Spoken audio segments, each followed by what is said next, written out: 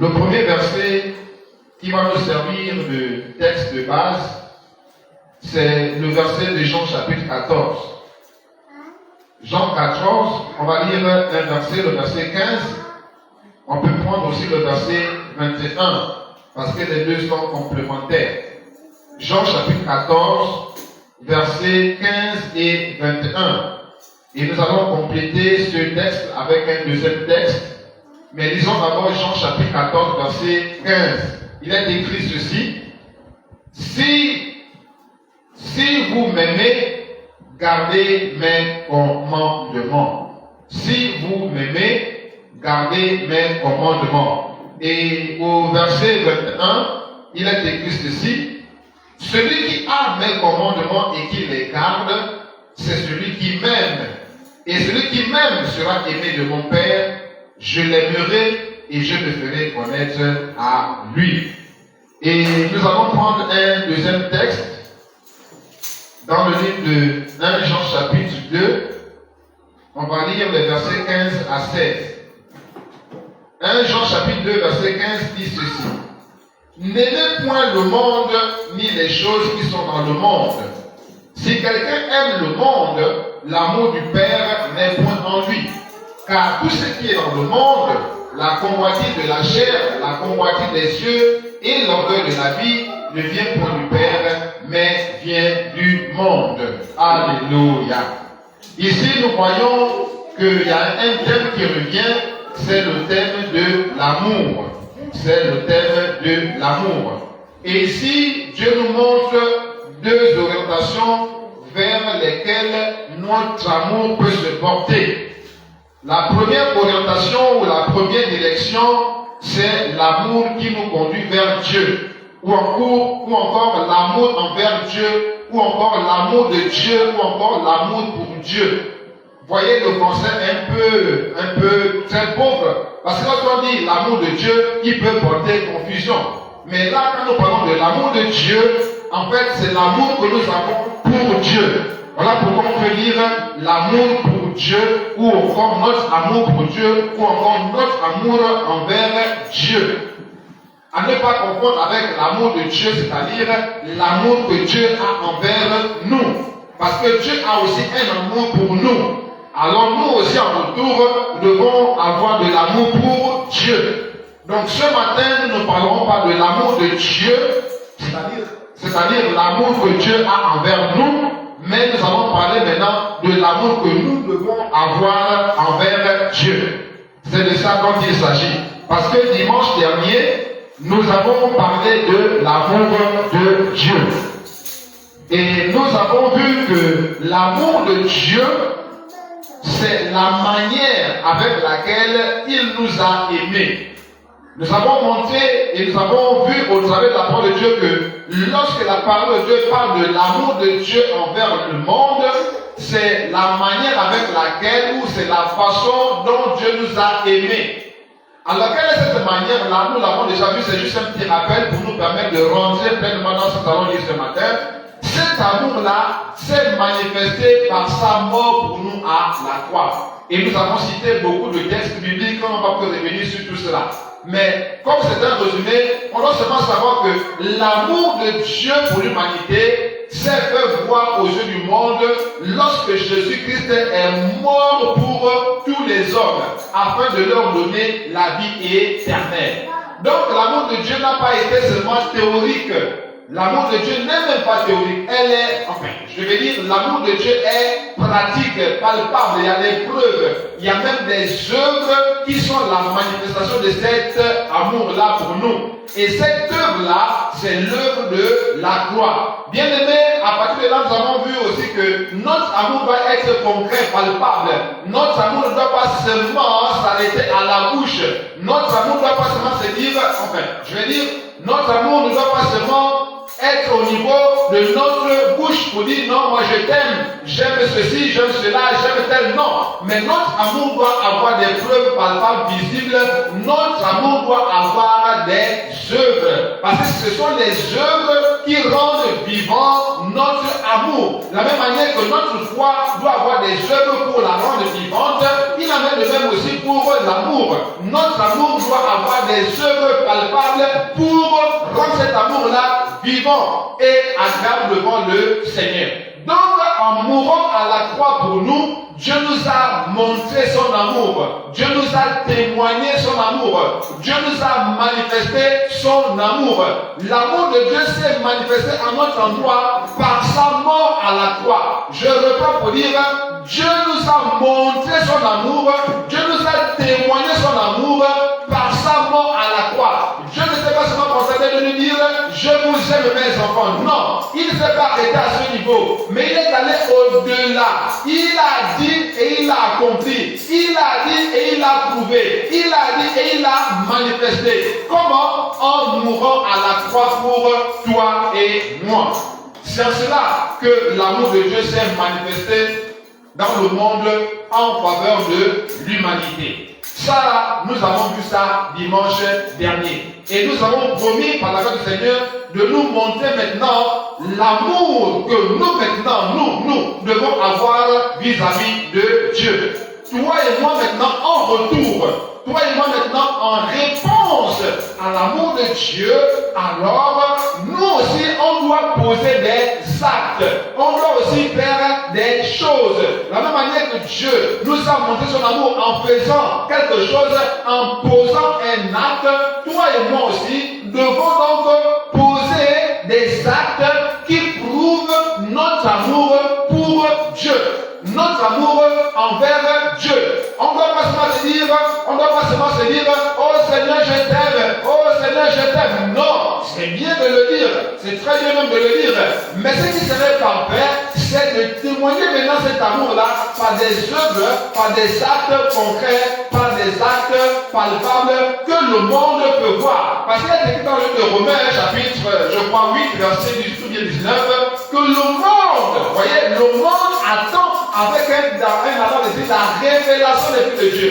Le monde attend avec un ardent désir que les enfants de Dieu puissent montrer qu'ils sont les enfants de Dieu. Le monde n'attend pas d'abord que tu démontres ta richesse, parce que la richesse ne prouve pas que tu appartiens à Dieu. Le monde n'attend pas d'abord que tu prouves ta beauté, parce que ta beauté ne prouve pas que tu es un enfant de Dieu. Même les fils du diable sont beaux, même les fils du diable sont riches, même les fils du diable sont, je ne sais pas, ils sont dotés des qualités, des choses que le monde envie. Mais toi et moi, nous devons faire la différence. Toi et moi, nous devons donc faire ce qu'on appelle, ne pas nous conformer. On doit être différent. On doit marcher à contre-courant pour pouvoir montrer que nous sommes différents. Si toi et moi, nous ne marchons pas à contre-courant de ce monde, nous ne pourrons jamais démontrer notre différence. Voilà pourquoi toi et moi devons marcher à contre-courant. Pendant que tout le monde va dans un sens, toi et moi devons faire le sens contraire. Parce que Dieu nous dit que nous ne devons pas nous conformer au siècle présent. Autrement dit, on ne doit pas faire comme le monde veut qu'on puisse faire. Non, on doit faire comme Dieu veut que nous puissions faire. Voilà, bien-aimé, ce que le monde attend de toi et de moi. Même si tu te maries, le fait que tu te maries ne prouve pas que tu es un enfant de Dieu. Tu peux avoir beaucoup d'enfants, le fait que tu aies beaucoup d'enfants ne prouve pas que tu es un enfant de Dieu. Parce que les païens ont des enfants, les païens se marient, les païens font des business, bref, les païens prospèrent, même parfois même plus que les chrétiens. Voilà, c'est ça la réalité. Donc, bien aimé, ce qui va prouver que tu es un enfant de Dieu, c'est quoi? C'est la manifestation de ton amour pour Dieu. C'est ça la preuve que tu es un enfant de Dieu. Bien aimé, nous sommes les fils de la lumière, nous sommes les enfants de Dieu, en ceci que nous aimons, en ceci que nous aimons d'abord Dieu et que nous aimons notre prochain. Voilà, bien aimé, la preuve que toi et moi, nous sommes des enfants de Dieu. Pourquoi? Parce que Dieu lui-même, il nous a aimés, le premier. Et donc, en retour, nous devons l'aimer et vraiment l'aimer de tout notre cœur. Donc, ici, nous comprenons qu'il y a l'amour pour Dieu. Ça, c'est la première direction vers laquelle notre amour peut aller. Mais il y a aussi une deuxième direction, malheureusement. Et cette direction-là n'est pas approuvée par Dieu. Cette direction se lit dans le livre de 1 Jean chapitre 2 que nous avons déjà lu. On va encore le lire. 1 1 Jean chapitre 2, verset 16, 15 d'abord, dit ceci. N'aimez point le monde, ni les choses qui sont dans le monde. Si quelqu'un aime le monde, l'amour du Père n'est point en lui. Autrement dit, mon frère, ma soeur, tu ne peux pas avoir deux directions à envoyer ton amour. Tu ne peux pas envoyer ton amour, premièrement, vers Dieu et premièrement vers le monde. Non, non, non, non, non. Il faut que tu choisisses. Donc, si tu as l'amour du monde, il faut dire que l'amour de Dieu n'est pas en toi. C'est pas moi qui le dis, c'est écrit, je le dis, pour que tu ne dises pas que j'invente. Si quelqu'un aime le monde, si quelqu'un aime le monde, ça veut dire quoi? L'amour du Père n'est point en lui. Donc, tu ne veux pas dire que tu aimes Dieu et en même temps tu aimes le monde. Non, non, non, non, non. Si tu aimes Dieu, alors l'amour du monde ne va pas se trouver en toi.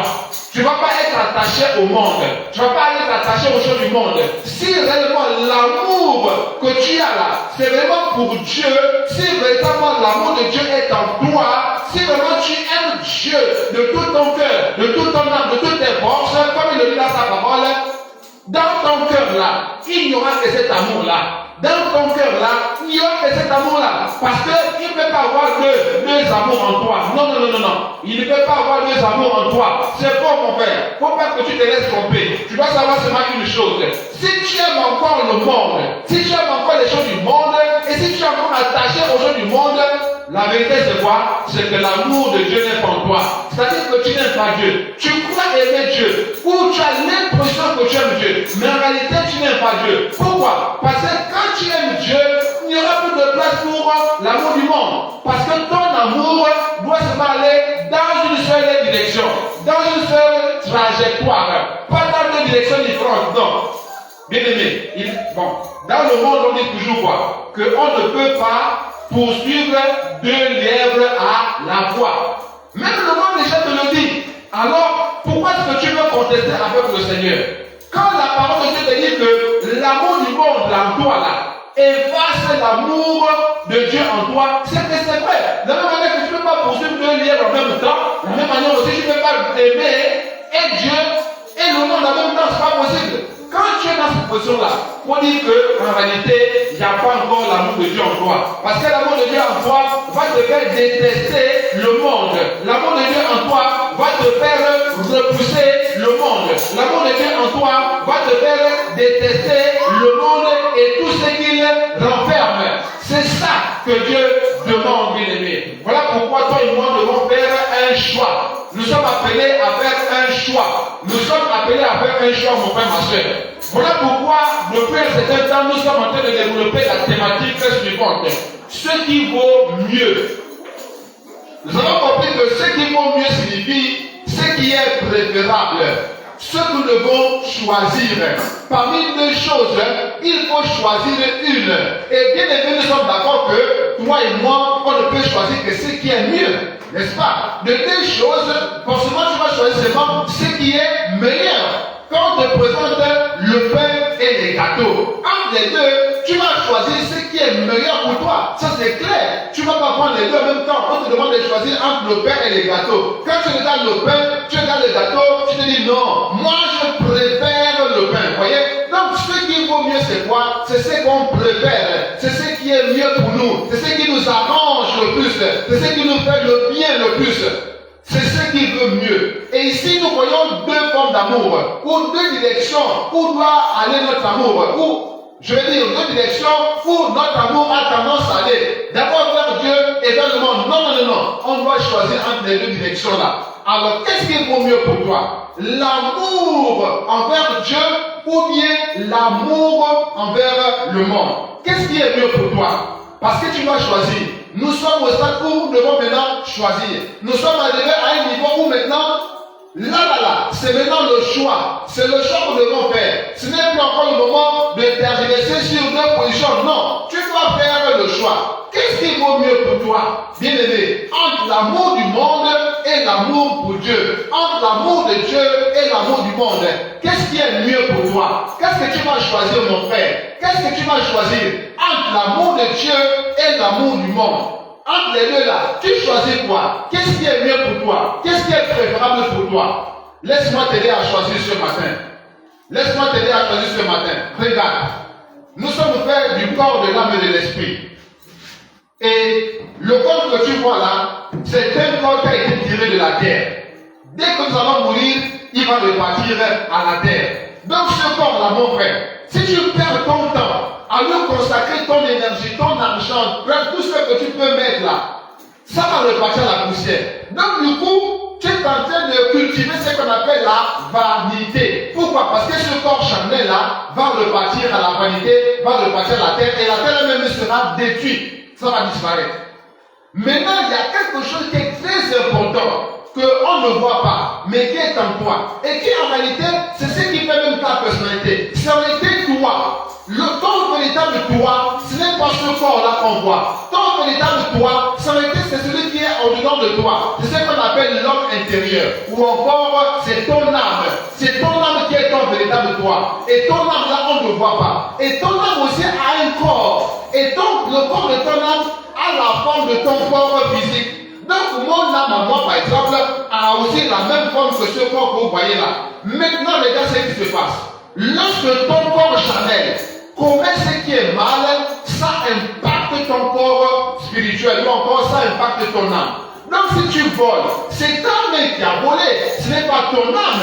Ton âme est à l'intérieur, mais c'est ton corps là qui a pris l'argent d'autrui et qui a bouffé l'argent d'autrui. Mais le fait que tu as causé cet acte là par ton corps là et que ton corps physique là est attaché à ton corps, le corps de ton âme, alors le mal que ton corps physique a fait est automatiquement imputé à ton âme. Voilà pourquoi, bien aimé, même si, bien aimé, dans ton cœur, tu es là, tu te dis, je n'ai pas volé, je n'ai pas triché, mais si ton corps, ta main vole, automatiquement ton âme automatiquement ton âme a aussi volé. Donc tu dois comprendre que les actes que tu poses ont un impact sur ton âme. Est-ce que tu comprends maintenant? Les actes que tu poses ont un impact sur ton âme. Les actes que tu poses avec ton corps physique charnel qu'on voit là, qu'on peut toucher là, ça a un impact avec ton âme qu'on ne voit pas. Pourquoi? Mais tout simplement parce que ton âme est attachée à ton corps. Ton âme est attachée à ton corps. La preuve c'est quoi? La preuve c'est que si on te tue là, tu ne vas plus vivre. Et peut-être c'est le corps qu'on a tué, ce n'est pas l'âme qu'on a tué, mais c'est ton corps qu'on a tué. Si par exemple on me tranche la gorge là, je vais mourir. Pourquoi? Parce que mon âme est attachée à mon corps. Voilà pourquoi on déclare que la vie est dans le sang. Dans ce corps-là, il y a le sang. Et dans ce sang-là, il y a la vie, il y a l'âme. Donc si on me coupe là et que mon sang, tout mon sang sort, je vais mourir. Pourquoi? Parce que mon âme ou encore ma vie se trouve dans le sang qui se trouve dans ce corps-là. Voilà, je vais t'expliquer le lien qu'il y a entre ton âme et ton corps physique. Pour dire quoi? Pour dire que tout ce que tu fais avec ton corps, que Dieu n'apprécie pas, que Dieu ne veut pas, ça a un impact sur ton âme.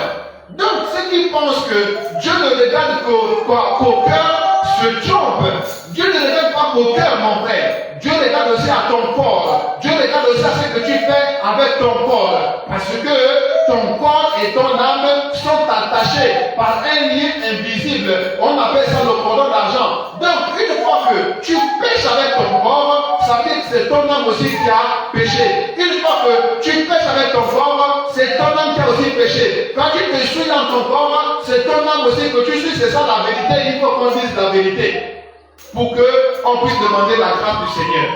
Alors ce matin, tu dois faire le choix parce que les actes que tu poses ont une conséquence éternelle sur ton âme. Je le prends pour te dire que les actes que tu poses avec ton corps ont une conséquence éternelle sur ton âme. Ne te laisse pas tromper par ceux qui disent non, que Dieu ne regarde qu'à ton cœur. Ce matin, je te fais comprendre la vérité pour te dire que ton corps là, ou encore ton cœur intérieur est attaché à ton corps. Ce que tu fais avec ton corps a un impact sur ton âme. Voilà la vérité que tu dois comprendre. Pour que tu penses et que tu saches désormais que tout ce que j'ai fait de mauvais avec mon corps aura un impact sur mon âme. De sorte que tu saches que désormais, Dieu regarde non seulement à mon âme ou encore à mon cœur, mais aussi à mon corps. Voilà la vérité qui est déjà établie. Donc tu dois maintenant choisir. Alors, regarde ceci. L'amour du monde, c'est quoi? L'amour du monde, parce qu'on a déjà vu ce que c'est que l'amour de Dieu. L'amour de Dieu ou l'amour pour Dieu, c'est lorsque notre cœur est attaché à Dieu. Lorsque notre cœur aime Dieu, lorsque notre cœur, comment dire ça, a un lien étroit avec le Seigneur et apprécie le Seigneur et honore le Seigneur et est agréable devant le Seigneur. Maintenant, l'amour du monde, c'est quoi? L'amour du monde, c'est l'attachement ou l'intérêt qu'on porte vis-à-vis du monde et de toutes les choses qui sont dans le monde. Parce que, il faut que nous soyons, bien sûr, établis à ce niveau-là. Le monde a des choses, des réalités. Tout comme aussi Dieu a des choses et des réalités. Il y a ce qu'on appelle des réalités spirituelles. Il y a ce qu'on appelle les choses d'en haut, les choses du ciel. Et normalement, nous qui sommes ici sur la terre, parce que venant du ciel, en réalité, on doit être attaché aux choses du ciel. En réalité, on doit être attaché aux choses d'en haut. Mais étant sur la terre, nous sommes influencés par les choses de la terre. Mais laisse-moi te dire une chose, mon frère, ma soeur. Cette terre-là, ce monde-là a un maître. Pour le moment. Le maître, pour le moment, de ce monde-là, c'est le diable. Maintenant, laisse-moi te dire, que vous encore te poser une question. Si c'est le diable qui est le maître de ce monde, c'est écrit dans le livre des gens. Si c'est le diable qui est pour le moment le maître de ce monde, et nous savons que le diable s'est rebellé contre Dieu. Et nous savons aussi que le diable est comme un homme qui cherche qui dévorer. Sur la base de ces faits-là, que penses-tu que le diable est en train de faire actuellement? Actuellement, là, nous-mêmes, on est en train de parler. Que penses-tu que le diable est en train de faire? Penses-tu que le diable est en train de chercher les voies et moyens pour t'amener au ciel? Penses-tu que le diable est en train de chercher des stratégies pour que tu ailles au ciel? Penses-tu que le diable est en train de préparer un bon plan pour que tu ailles au ciel? Bien aimé, réfléchis un peu. Est-ce que tu penses qu'en ce moment-là, le diable est assez tranquille et il te laisse vivre ta vie chrétienne tranquillement? Est-ce que tu penses que c'est ce que le diable fait? Non. Tu sais, toi et moi, nous savons que le diable est comme un homme qui cherche qui dévorer. Mais comment il va dévorer? Comment est-ce qu'il cherche à dévorer? Il est normalement chercher à te faire du bien. Mais pourquoi il cherche à te détruire? C'est parce que lui-même, il est déjà perdu. Il n'y a plus de salut pour lui. Donc, dans son cœur, il n'y a plus d'amour. Il n'y a aucun sentiment vis-à-vis de toi. Le seul sentiment qu'il peut avoir, si aussi pour vraiment parler de sentiment, c'est quoi? C'est la haine. C'est la haine. Tu ne peux pas imaginer cette haine-là que le diable a vis-à-vis de toi. Maintenant, quelqu'un qui a de la haine pour toi, laisse-moi te dire, mon frère, ce matin. Quelqu'un qui a de la haine pour toi, quand il dit quelque chose, penses-tu que c'est pour ton bien? Quelqu'un qui t'aime et qui t'offre quelque chose, est-ce que c'est pour ton bien ou c'est pour ton mal? C'est pour ton bien. Mais pour celui qui ne t'aime pas, celui qui a de la haine pour toi, quand il va te donner quelque chose, mon frère, est-ce que c'est pour ton bien? Non. Alors, mon frère, laisse-moi te dire une chose ce matin. Tout ce que le diable fait, même si apparemment c'est bien, mais derrière ce bien-là, il y a un mal. Il y a un mal, mon frère, il y a un mal. Voilà pourquoi, bien aimé, l'amour du monde, c'est mal aux yeux du Seigneur. Pourquoi? Parce que quand tu t'attaches au monde et aux choses du monde, en réalité, tu es en train d'emprunter un chemin qui va te conduire à ta ruine et à ta destruction. Voilà pourquoi Dieu qui ne veut pas que tu meurs, la déclare que Dieu ne veut même pas la mort du méchant. Donc Dieu qui ne veut pas que tu meurs, cherche tous les moyens nécessaires pour te ramener constamment sur le droit chemin. Quand il voit que tu es perdu, il fait tout pour te ramener sur le droit chemin. Il a déjà fait l'essentiel. Il est déjà mort à la croix. Maintenant, quand il voit que tu te perds, il fait tout pour te ramener sur le droit chemin. Ce qui est le contraire du diable. Au contraire, Jean chapitre 10, verset 10 dit quoi? Que le voleur ne vient que pour égorger, pour détruire. Bien aimé, le voleur ici là, ce n'est pas nos voleurs qui viennent nous voler l'argent bien les choses dans le monde. Non. Le voleur qui s'agit ici là, c'est le diable. Et quand le diable vient pour égorger là, pour détruire là, c'est que c'est vrai, bien aimé. Beaucoup sont perdus aujourd'hui parce qu'ils ont suivi les voies du diable. Beaucoup travaillent avec le diable, mais sont déjà perdus. Mais il ne leur reste qu'une seule opportunité, c'est de revenir au Seigneur. Mais laissons de cette parenthèse-là. Revenons à l'amour du monde. L'amour du monde, bien aimé, tu dois le savoir. L'amour du monde, c'est lorsque tu es attiré. attaché aux choses du monde.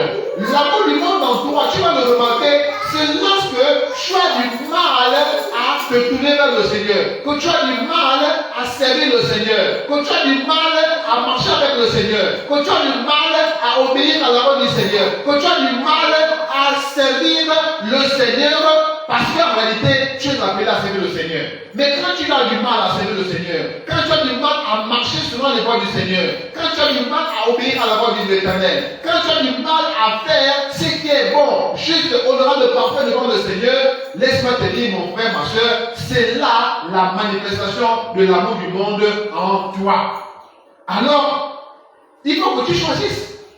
Tu dois choisir ce matin. Parce que c'est ce matin que tu as besoin de goûter encore cette parole. Peut-être que demain matin, tu vas plus avoir la possibilité d'écouter tes paroles. Et demain, ce matin, Dieu te demande de faire le choix. L'amour du monde, c'est quoi? C'est lorsque tu t'aperçois, c'est lorsque tu éprouves des sentiments d'attirance envers le monde et toutes ces réalités qui sont éphémères. Les sentiments que tu as vis-à-vis du monde, là. La dernière fois, je parlais avec une personne, disait, toi, tu aimes quoi? Elle me dit, moi, j'aime la vie, j'aime le monde. Cette personne est encore perdue. Comment est-ce que tu vas aimer le monde? Alors que Dieu dit que l'amour du monde, si quelqu'un aime le monde, l'amour du Père n'est point en lui. Voyez? Donc, nous devons comprendre une chose. Tant que tu aimes le monde, tu ne pourras jamais aimer Dieu comme il le faut. C'est ça la réalité. Pourquoi est-ce qu'on retrouve la vérité? La vérité affranchie, c'est la vérité qui délivre. Donc moi je suis chargé de vous dire la vérité. Si tu aimes le monde, tu ne pourras jamais aimer Dieu. Tu vas aimer Dieu à un certain petit niveau seulement, mais tu ne pourras jamais aimer Dieu au point même que tu acceptes même d'être rejeté. Tu ne pourras jamais aimer Dieu au point même qu'on puisse se moquer de toi. Tu ne pourras jamais aimer Dieu au point même qu'on puisse se détourner de toi. Parce que, bien aimé, l'amour de Dieu a un prix. Tu as vu comment est-ce qu'on a rejeté Jésus? Tu as vu comment on l'a amené jusqu'à la mort? Pourquoi? Parce que les gens de son époque, et même toi et moi aujourd'hui, on n'a pas aimé Dieu. On n'aime pas Dieu. C'est ça la vérité. Toi et moi, est-ce que nous aimons véritablement Dieu? Si nous aimons véritablement Dieu, pourquoi est-ce que nous avons du mal à obéir à Dieu? Pourquoi est-ce que nous avons du mal à marcher selon les voies du Seigneur? Pourquoi est-ce que nous restons dans nos maisons? Pourquoi, si nous aimons Dieu, pourquoi nous restons dans nos maisons? Ou bien pourquoi nous refusons d'obéir à la voix de l'Éternel? Pourquoi est-ce que nous rejetons la vérité? Si nous aimons véritablement Dieu, le rejet de la vérité, c'est une preuve palpable et patente du manque d'amour que nous avons vis-à-vis de Dieu. Parce qu'elle déclare que mes brebis entendront ma voix. Mais comment est-ce que lorsqu'on te prêche la vérité, tu refuses cette vérité-là et tu prétends aimer Dieu? Ce n'est pas possible. Ce matin, tu dois comprendre une chose. Aimer Dieu a des preuves. Aimer Dieu, il y a des actes, des actions que tu dois poser. Et voilà pourquoi ce matin, je vais nous montrer ce que ça veut dire aimer Dieu. Par des passages bibliques. Parce que je ne suis pas en train de nous raconter ma vie. Je vais vous montrer que aimer Dieu, ce n'est pas ce qu'on pense. Aimer Dieu, c'est ce que Dieu lui-même dit. Aimer Dieu, c'est comme lui-même Dieu dit. Voilà pourquoi toi et moi, nous allons lire la parole de Dieu. En quoi consiste réellement l'amour que nous avons pour Dieu? Lisons d'abord 1 Jean, chapitre 5. Je ne suis plus loin de là. Je suis là. 1 Jean, chapitre 5, verset 3. Regardez, il est écrit ceci. Car l'amour de Dieu consiste. Voyez? Je vous ai toujours dit que lorsque vous voulez connaître la vérité, quand vous voulez connaître la signification des mots, des expressions, bien si vous voulez comprendre la parole, n'allez pas chercher les dictionnaires, n'allez pas chercher les hommes à gauche, à droite. Non. La Bible elle-même a déjà des réponses à toutes les questions que vous pouvez poser sur Dieu. Maintenant, je vous ai posé la question. En quoi consiste l'amour de Dieu? Autrement dit, comment est-ce que moi je peux prouver, comment est-ce que je peux montrer que j'aime Dieu? Ou bien, c'est quoi réellement l'amour de Dieu? Comment est-ce qu'on peut voir que nous aimons Dieu? Comment est-ce que Dieu définit l'amour qu'on doit lui porter? Dieu lui-même lui montre déjà. Il nous montre déjà comment est-ce qu'on doit l'aimer. On ne peut pas aimer Dieu comme on aime nos enfants, nos femmes, nos maris, nos parents. Non! Ça, c'est l'amour que nous avons entre nous. Parce qu'on doit aimer Dieu et on doit aimer notre prochain. Vous voyez?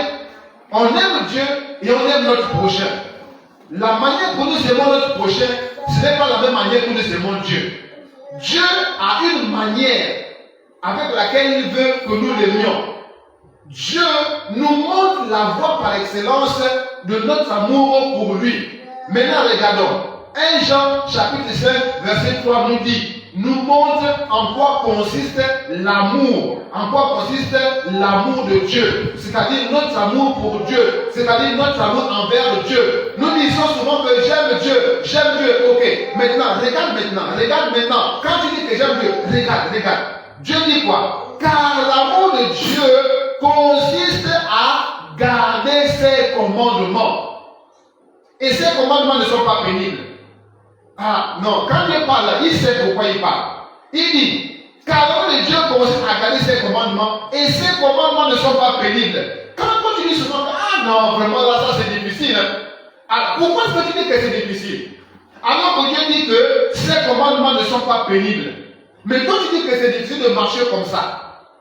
Quand Dieu, par exemple, dit qu'on ne doit pas, surtout pour les femmes, on ne doit pas mettre les faux cheveux, toi tu dis non, c'est difficile de vivre comme ça. Alors que Dieu dit ici, et ces commandements ne sont pas pénibles. Donc si déjà tu trouves que les commandements de Dieu sont pénibles, ça veut dire qu'en toi il n'y a pas l'amour de Dieu. Parce que remarque un peu, quand tu aimes même un garçon ou bien une femme, regarde seulement. Souviens-toi de quand tu as le premier garçon que tu as aimé, bien la première fille que tu as aimé là, souviens-toi un peu. Regarde un peu ce que tu faisais pour la fille là ou bien pour l'homme là. Regarde comment tu sortais même de la maison de tes parents. Regarde maintenant comment tu sortais même par la fenêtre la nuit. Les moustiques te bouffaient, les moustiques te suçaient le sang. Mais ça là tu ne voyais pas. Pourquoi? Parce que tu étais seulement attiré par la personne là que tu aimais. Regarde ce que tu faisais quand tu aimais la personne là. Tu as vu un peu. C'est juste une petite image. Ce n'est pas exactement ça. Mais c'est juste une image pour te prouver que quand tu aimes, il n'y a plus rien de difficile. Quand tu aimes, rien ne peut plus t'arrêter. Parce que l'amour te donne une force. L'amour te donne un certain pouvoir. L'amour te donne vraiment une certaine détermination devant même les difficultés, devant les épreuves. Tu ne vas même plus trouver ça difficile. Ça, c'est quand il y a l'amour. Mais quand il n'y a plus l'amour, mon frère, c'est là où tu commences déjà à trouver, oh non, c'est difficile. Ah, donc tu dois vous coucher là-bas, c'est trop dur. Oui, c'est trop dur parce que tu n'aimes pas Dieu. C'est ça la preuve. C'est écrit. Car l'amour de Dieu consiste à garder ses commandements, et ces commandements ne sont pas pénibles, autrement ils ne sont pas difficiles. Toi qui dis que votre doctrine là est dure, ça prouve, toi-même tu viens de démontrer que tu n'aimes pas Dieu. Parce que si tu aimais Dieu, tu ne vais pas trouver ça pénible. Mais si tu trouves cela difficile, pénible, dur, c'est parce qu'il n'y a pas l'amour de Dieu en toi. Mais, posons-nous la question, s'il n'y a pas l'amour de Dieu en toi, il y a quoi à la place? Parce qu'il ne peut pas avoir deux amours en toi. Soit tu as l'amour de Dieu ou tu n'as pas l'amour de Dieu. Quand tu as l'amour de Dieu là, ça se voit aussi. Donc, si tu n'as pas l'amour de Dieu en toi, ça veut dire que c'est l'amour du monde qui est en toi. Et c'est clair, il n'y a pas de discussion à ce niveau-là. Tu ne peux pas dire, oh non, j'aime quand même Dieu. Non, c'est faux. Tu n'aimes pas Dieu parce que c'est prouvé. Quand tu trouves que la doctrine que l'on prête dans l'église c'est dur, c'est difficile, ça veut dire qu'il n'y a pas l'amour de Dieu en toi. Ça veut dire que la voix de l'esprit n'arrive même pas dans ton cœur. Parce que Dieu a dit que mes brebis reconnaissent ma voix. Si tu n'arrives pas à reconnaître la vérité dans cette doctrine qu'on te prêche, que tu trouves même de dur et difficile, ça veut dire que l'Esprit de Dieu ne travaille pas en toi. Et ça prouve en ce sens que l'amour de Dieu n'est pas en toi. C'est établi, c'est écrit. Il n'y a même pas de débat à ce niveau-là. Maintenant, si tu veux continuer à faire les débats, ok, vas-y, fais tes débats, mais moi je te montre par A plus B ce que je te dis. Ce que je dis, je le prouve, c'est écrit. Quand tu trouves que la discipline, quand tu trouves que la parole qu'on te prêche, c'est dur, ça prouve qu'il n'y a pas l'amour de Dieu en toi. C'est clair, c'est écrit ici. Continuons encore. 2 Jean, chapitre 1, verset 6. 2 Jean, chapitre 1, verset 6. Il est écrit, et l'amour consiste à marcher selon ses commandements, c'est-à-dire les commandements du Seigneur.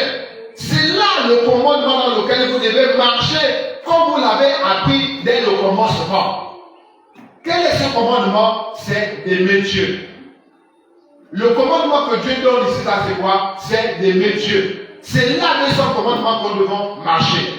Donc ici, nous mangeons par là que nous aimons Dieu lorsque nous marchons selon ses commandements. En plus simple, c'est lorsque nous obéissons à la parole de Dieu. La parole que tu entends dans les prédications là, est-ce que tu mets ça en pratique? Ou bien plutôt tu trouves que c'est dur et tu préfères pratiquer ta propre parole. Tu préfères pratiquer tes propres sentiments. Tu préfères pratiquer tes propres désirs. Est-ce que tu pratiques la parole qu'on te prêche? Si tu ne pratiques pas la parole qu'on te prêche, ça veut dire que l'amour de Dieu n'est pas en toi. Ou si l'amour de Dieu est en toi, alors le niveau est très bas. Il faut que tu augmentes le niveau. Augmente ton niveau parce que Dieu veut le meilleur de toi et de moi.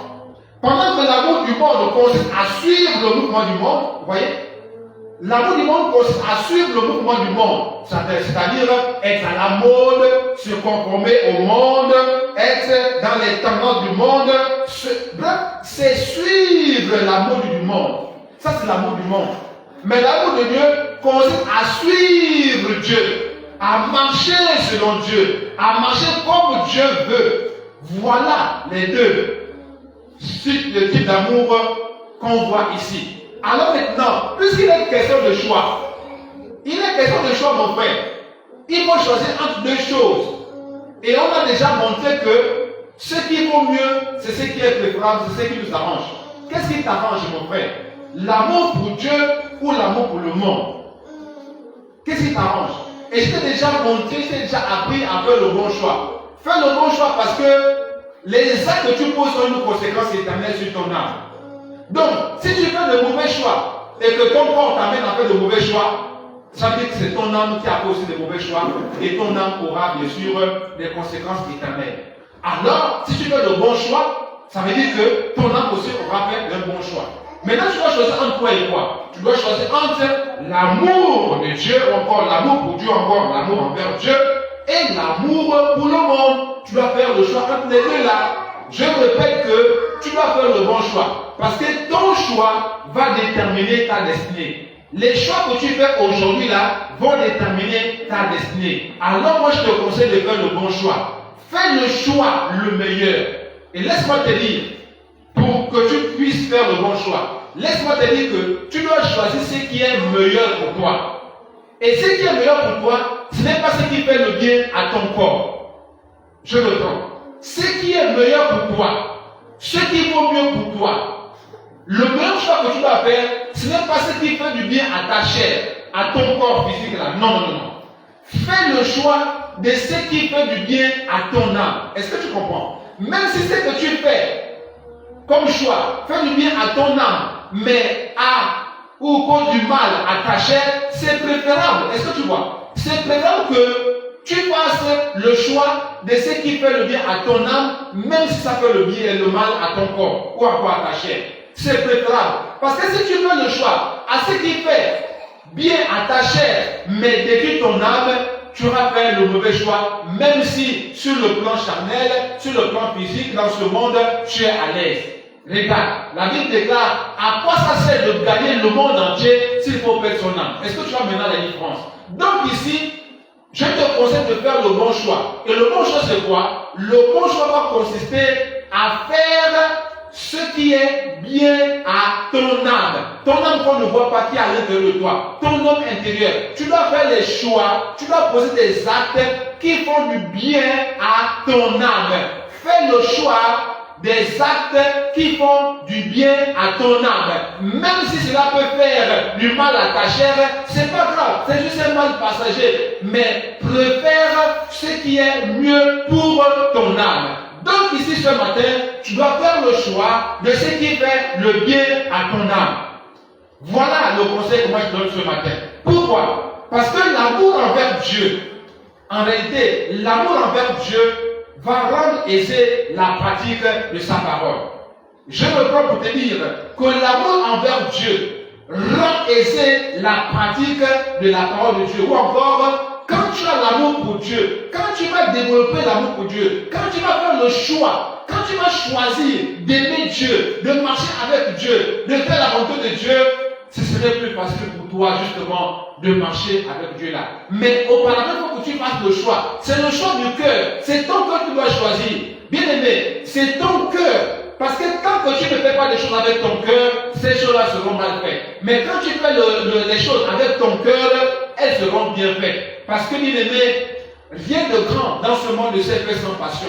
Jésus, pour nous sauver, est passé par une passion, la passion du feu. Alors toi et moi, nous devons aussi faire avec passion le choix de Dieu. Notre cœur doit être tout entier donné à Dieu. Notre cœur doit être tout entier consacré à Dieu. Même s'il y a des fautes, même s'il y a des manquements, c'est normal, nous sommes avant tout humains. Mais Dieu doit s'assurer que ton cœur est tout entier à lui.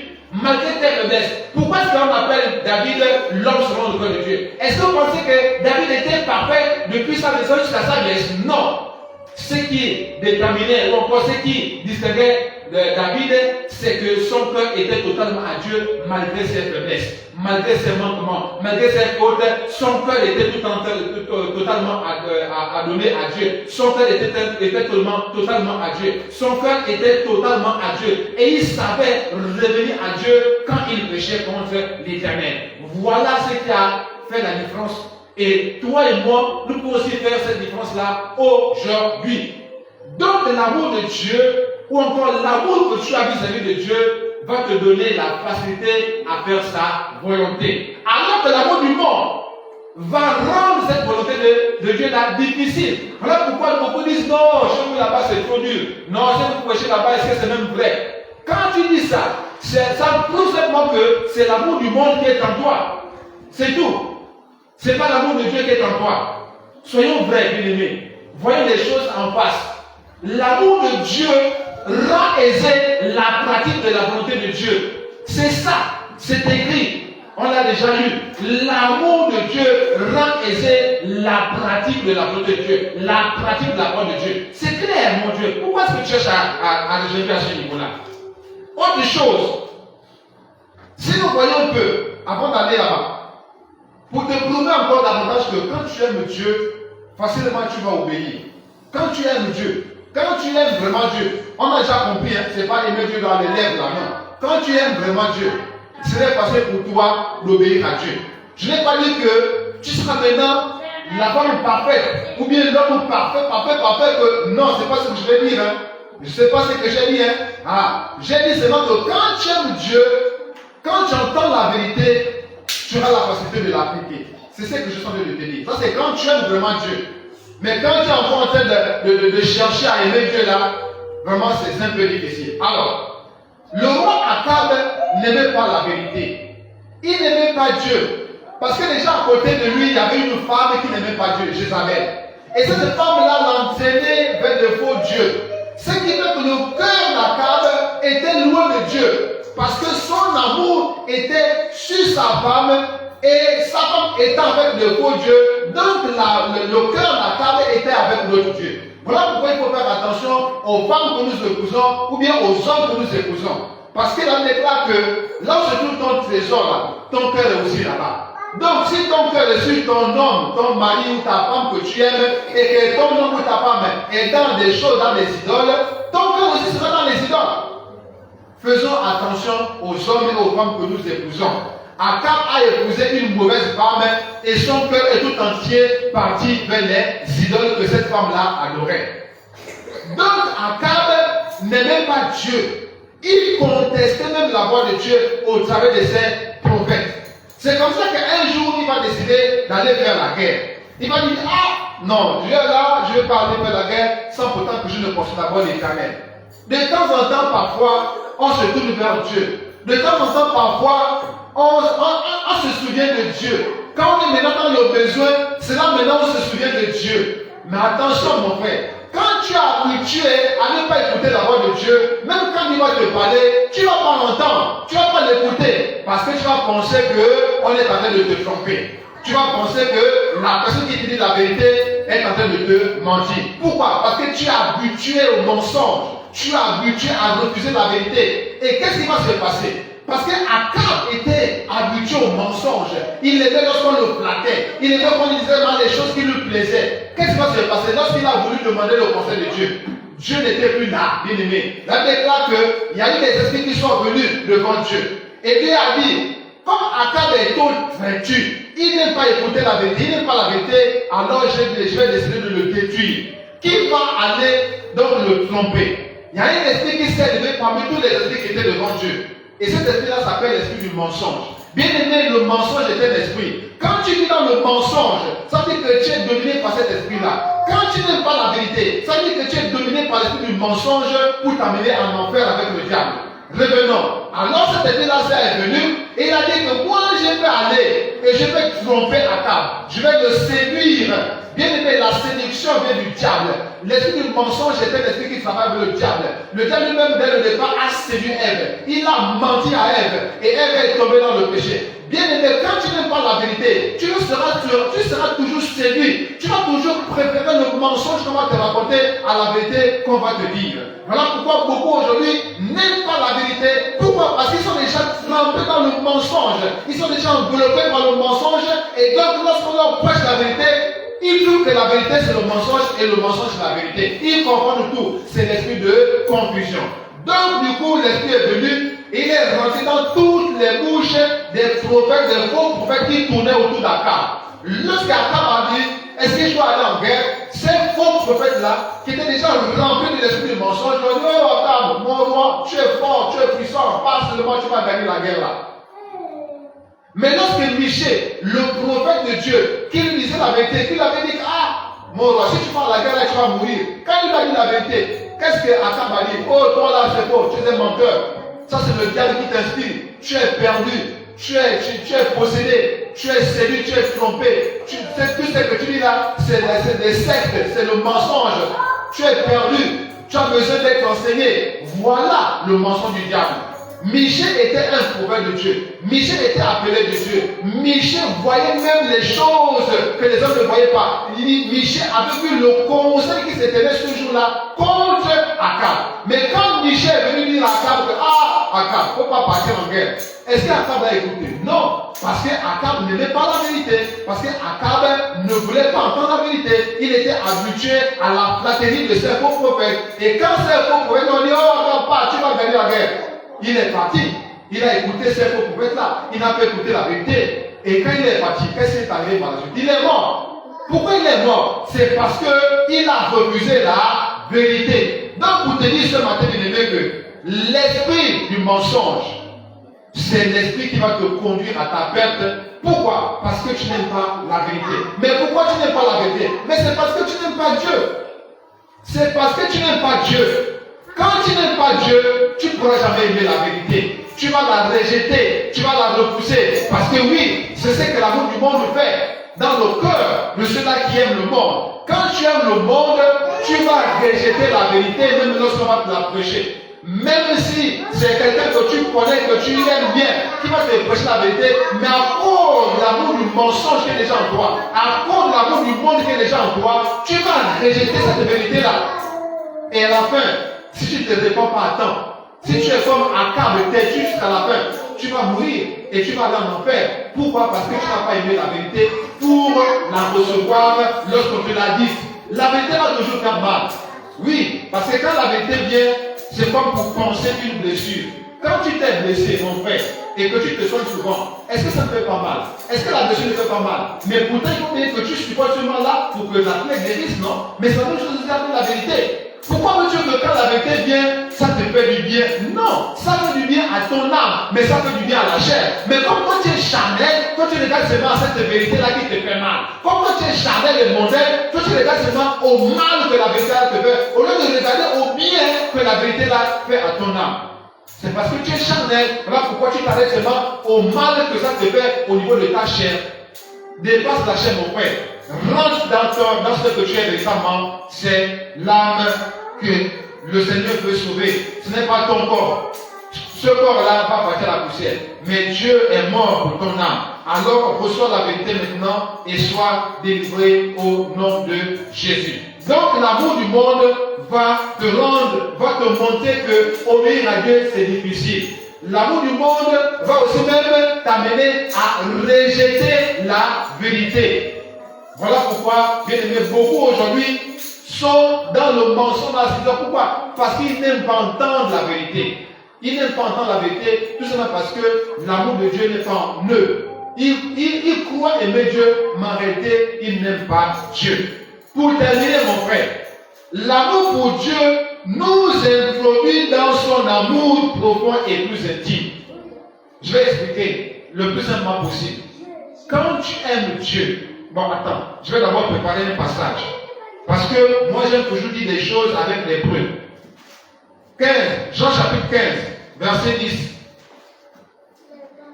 Je te dis ceci. Quand tu aimes Dieu, quand tu aimes Dieu, quand tu préfères Dieu, quand tu fais le choix de Dieu, quand tu décides de marcher pour Dieu et avec Dieu, malgré l'opposition autour de toi, malgré les moqueries autour de toi, malgré tout ce qu'on peut faire autour de toi, même si on te rejette, bien aimé, ne regarde pas ça. Regarde seulement à ton amour pour Dieu. Maintenant, quand tu aimes Dieu à cette dimension-là, quand tu aimes Dieu sous cet angle-là, qu'est-ce qui va t'arriver? Il va faire en sorte que Dieu puisse te mettre dans son amour maintenant. Est-ce que tu vois? Oui, de manière générale, Dieu aime tout le monde. Ça, c'est l'amour général. Mais tu veux rester dans le général. Veux-tu rester dans le général? Veux-tu rester dans la foule? Ne veux-tu pas te distinguer? Mon frère, même dans la classe, il y a toujours le premier, le deuxième, le troisième. Ne veux-tu pas être le premier de la classe, mon frère? Pourquoi veux-tu être seulement dans la foule? Sors dans la foule, il faut te distinguer. Dieu a dit, ne vous conformez pas. C'est déjà une manière de nous inciter à nous distinguer, à sortir de la masse, à sortir du général, à sortir de la foule pour être dans le particulier. Et l'amour de Dieu, c'est l'amour intime. L'amour que Dieu a pour toi de manière intime, de manière particulière, de manière à ce que quiconque ose te toucher, va aussi toucher Dieu. Quiconque ose te faire du mal, va voir Dieu devant lui. Voilà pourquoi Dieu dit que ne touchez pas à main ouin. Bien aimé, cet amour-là qui pousse Dieu à dire ne touchez pas à main ouin n'est pas réservé à tout le monde. Je te dis, l'amour de Dieu pour celui-là qui dit ne touchez pas à main ouin n'est pas réservé à tout le monde. Oui, bien aimé, Dieu ne pourra jamais combattre pour celui-là qui ne l'aime pas. Bien aimé, même toi-même dans la vie de tous les jours, est-ce que tu es prêt à te sacrifier pour quelqu'un qui te déteste? Est-ce que tu es prêt à te sacrifier pour quelqu'un qui n'a rien à faire avec toi? Est-ce que tu es prêt à te sacrifier pour cette personne-là? Non, mon frère. Mais au contraire, tu seras prêt à te sacrifier pour celui qui t'aime, pour celui qui t'honore, pour celui qui te respecte, pour celui qui te considère. Tu es prêt à te sacrifier pour ce genre de personne. Pas pour celui-là qui ne t'aime pas, qui te rejette, qui te refoule, qui te méprise, qui n'a rien à faire avec toi, qui n'a aucune considération avec toi. Tu ne pourras rien faire de bon avec ce genre de personnes. C'est ça la vérité. Et c'est comme ça aussi que Dieu est. Bien aimé, l'amour où Dieu dit ne touchez pas à main ouin. Cet amour-là, ce n'est pas donné à tout le monde. C'est seulement donné à ceux qui l'aiment lui aussi. Parce que Dieu aime un amour réciproque. Est-ce que tu aimerais vivre avec quelqu'un qui ne t'aime pas? Est-ce que tu aimerais épouser quelqu'un qui ne t'aime pas? Est-ce que tu aimerais vivre avec ce genre de personne qui est avec toi juste pour ton argent? Est-ce que ça te ferait plaisir de vivre avec un homme, de vivre avec une femme qui est là seulement à cause de ton argent, à cause de tes biens matériels? Est-ce que ça te ferait plaisir? Non, nous sommes d'accord que ça ne te fera pas plaisir. Non, c'est la même chose avec Dieu. C'est comme ça aussi que Dieu fonctionne. Dieu ne va jamais se lever de son trône pour quelqu'un qui le méprise. Dieu ne va jamais se lever de son trône pour quelqu'un qui ne veut pas obéir à sa parole. Dieu ne va jamais se battre pour la personne qui méprise sa parole. Pour quelqu'un qui méprise la vérité qu'on lui prêche. Il ne va jamais combattre pour toi, mon frère. Sois bien sûr ce matin édifié. Dieu ne va jamais se lever pour toi. Toi qui refuses d'entendre, de recevoir et de marcher selon la vérité qu'on te prêche. Toi qui refuses la vérité aujourd'hui, ne t'attends pas à ce que Dieu se lève pour toi demain. Toi qui refuses la vérité aujourd'hui, ne t'attends pas à ce que Dieu combatte pour toi demain. Toi qui te lèves contre la vérité aujourd'hui, ne t'attends pas à ce que Dieu se lève en ta faveur. Pendant que tu te lèves contre la vérité aujourd'hui, demain, Dieu Dieu sera assis tranquille, il va te voir te massacrer, il va te voir comment te massacre, il va te voir comment Goliath te terrasse, il va te voir comment Goliath te piétine, il va voir comment Goliath te méprise, il va voir comment Goliath t'insulte. Oui, bien aimé, Israël était dans la désobéissance. Voilà pourquoi pendant pas de 40 jours, Goliath se levait, il insultait Israël, il insultait l'armée d'Israël, il faisait tout, il méprisait. Personne ne pouvait se lever. Pourquoi? Parce que Dieu n'avait pas décidé de se lever en leur faveur. Mais regarde, lorsque David, l'homme selon le cœur de Dieu, s'est levé, il est venu au milieu de l'armée d'Israël, et il a entendu comment Goliath insultait l'armée de l'Éternel. Il a dit, mais quel est ce circoncis? Quel est cet homme, ce profane, ce moine qui ose lever sa voix contre l'armée de l'Éternel? Ça, c'est David qui a parlé ici. Pourquoi? Parce que David avait une intimité avec le Seigneur. Parce que David avait un amour pour Dieu. Et Dieu avait un amour pour David. David était dans le pâturage de son père. Mais de là-bas, Dieu partit le prendre pour l'établir roi. Pourquoi? Parce que le cœur de David était pour Dieu. Le cœur de David était attaché à Dieu. Bien aimé, Dieu ne va jamais combattre pour toi tant que son cœur n'est pas pour lui. Dieu ne va jamais combattre pour toi tant que ta vie n'est pas à lui. Bien aimé, Dieu ne combattra que pour ceux-là qui lui appartiennent. C'est ça la vérité. Voilà pourquoi mon frère, je te dis ce matin, l'amour pour Dieu nous introduit dans son amour profond et intime. Lisons Jean chapitre 15 verset 10. Parce que on doit être établi dans ce qui est dit. Verset 10, il est écrit ceci. Si vous gardez mes commandements, parce qu'on a déjà compris que aimer Dieu, c'est garder les commandements de Dieu. Maintenant, regardez la suite. Si vous gardez mes commandements, vous demeurerez dans mon amour. Vous demeurerez dans mon amour. De même que j'ai gardé les commandements de mon Père et que je demeure dans son amour. Vous voyez? Donc, quand tu gardes les commandements de l'Éternel, le plus simplement possible, quand tu aimes Dieu, en gardant ses commandements, en obéissant à sa parole, tu rentres dans l'amour de Dieu. Tu touches le cœur de Dieu. Est-ce que tu comprends? Ça veut dire que tu touches le cœur de Dieu. Rester dans l'amour de Dieu, c'est quoi? C'est toucher le cœur de Dieu. Ça veut dire que Dieu est tellement touché par ton amour pour lui qu'il est prêt à tout pour toi. C'est ça la vérité, mon frère, ma soeur. Quand ton amour pour Dieu atteint le cœur de Dieu, Dieu est prêt à tout pour toi.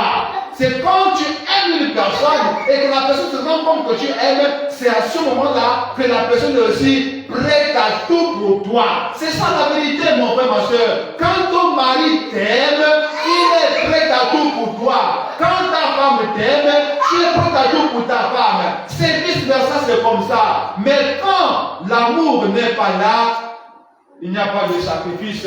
Je reprends. Quand l'amour n'est pas là, il n'y a pas de sacrifice. Voilà pourquoi on déclare que Dieu a tant aimé le monde qu'il a donné son Fils. Amour, sacrifice. Amour, sacrifice. Quand il n'y a pas d'amour, il n'y a pas de sacrifice. Quand il n'y a pas d'amour, il n'y a pas de sacrifice. C'est ça la vérité que je dois comprendre ce matin. Donc si tu n'aimes pas Dieu, tu seras prêt, tu ne seras pas prêt de sacrifier. Or, le sacrifice pour Dieu, c'est quoi? C'est simplement se donner à Dieu. C'est simplement marcher sur les voies du Seigneur. Voilà les sacrifices que nous avons à faire. Ce n'est pas d'abord donner de l'argent, ce n'est pas d'abord balayer, ce n'est pas d'abord... Non! Ces sacrifices-là ne valent absolument rien s'il n'y a pas d'abord le sacrifice suprême. Le don de son cœur à Dieu. Voilà le sacrifice suprême. Voilà le don parfait. C'est le don de notre cœur à Dieu. Et cela passe par les commandements, l'obéissance aux commandements, aux voies de l'Éternel. Oui, voilà bien aimé. L'amour pour Dieu nous introduit dans son amour. Autrement dit, l'amour que nous avons pour Dieu va toucher son cœur.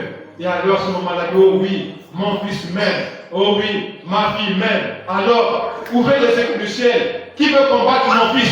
Qui veut combattre ma fille? Ange Michael, allez, va détruire son ennemi. Voilà ce que Dieu est capable de faire lorsque ton amour pour lui le touche.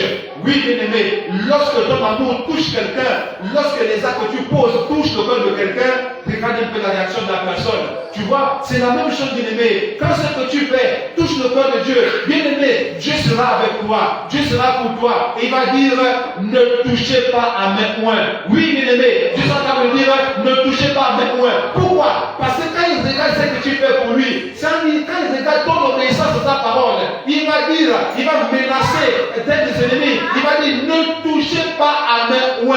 Oui, c'est ce que Dieu est capable de faire quand toi tu l'aimes. Quand nous l'aimons en obéissant à sa parole, voilà ce que Dieu est capable de faire.